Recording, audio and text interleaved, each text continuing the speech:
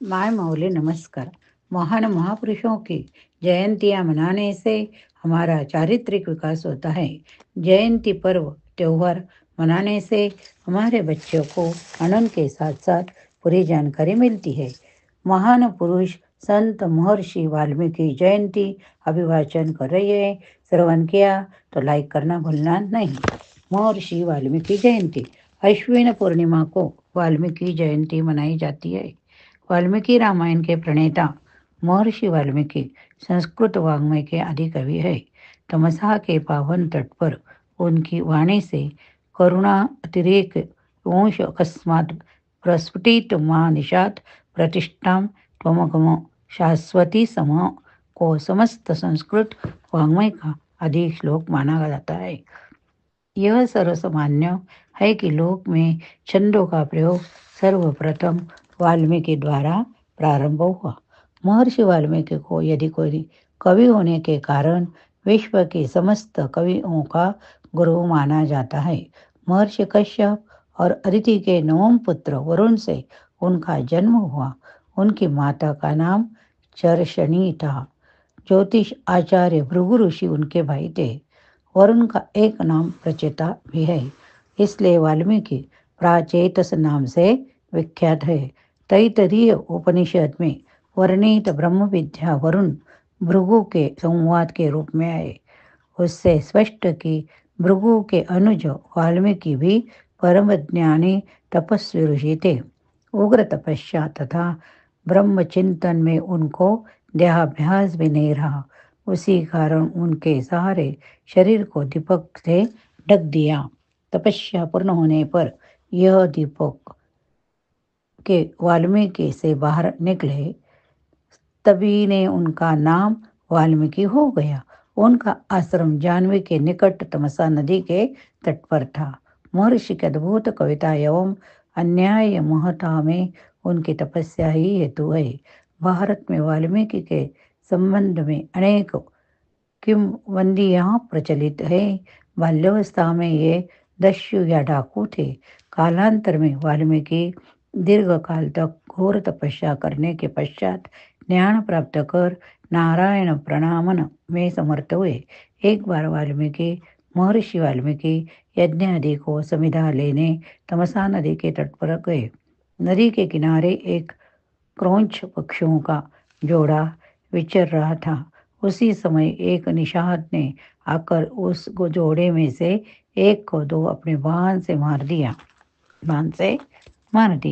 व्याघ्र के तीर से बंधे कंस के नीचे कंस के लिए विलाप करने वाली क्रौंची का करुणाद्र स्वर सुनकर ऋषि के मुखारविंद के अनायास ही वेदना का स्रोत से निकला।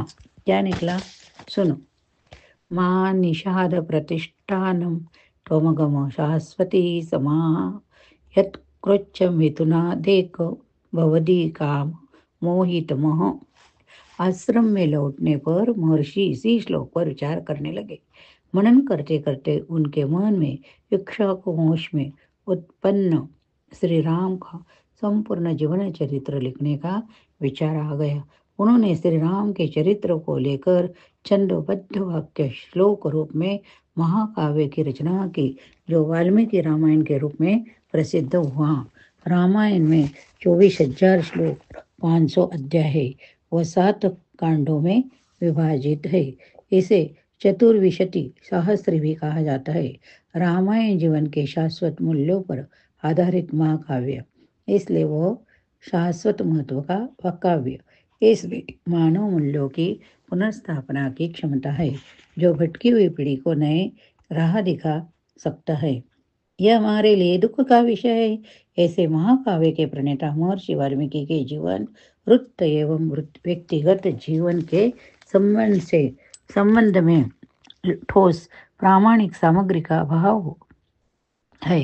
बालकांड, उत्तरकांड, महाभारत में वाल्मीकि को ही रामायण का कर्ता माना गया है, किंतु उनके नाम के अतिरिक्त उनके जीवन वृत्त एवं व्यक्तिगत के संबंध में कोई संकेत प्राप्त नहीं होता।